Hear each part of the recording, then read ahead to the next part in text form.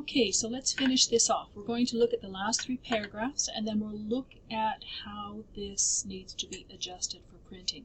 So the last 3 paragraphs, Excel doesn't work as a word processor as nicely as Word does. So here is the trick for this. What you want to do is take your paragraphs and merge them into one large cell.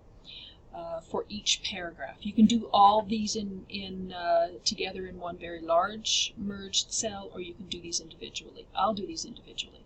So I'm going to select 4 rows, and I'm going to select the width of my document. So that's up to column I. And there's 2 things I'm going to do. I'm going to do the merge and center. Remember that we did this with the title at the top of the page. So we're merging and centering in addition to several cells in one row, we're also merging several rows. So we're going to do merge and center there.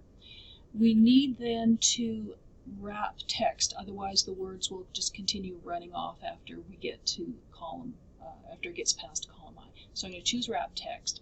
And then the other thing I want is I want the text to be left aligned. So I'm going to choose align left.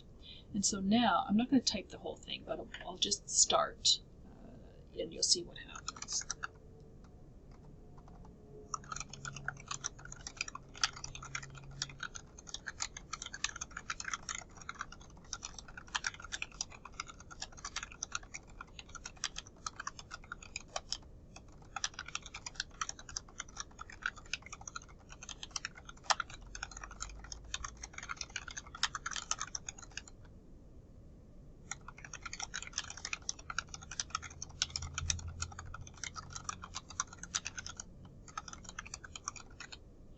Just enter.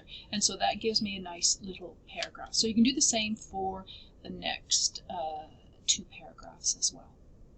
All right, so if you want to get back to the top of your document, Control Home takes you right back to the top. Here's what I'm going to do next. I am going to do a print preview. And so let's have a look and see what's going on here. Okay. So it's showing me here that my statement of adjustments is actually printing over 2 pages.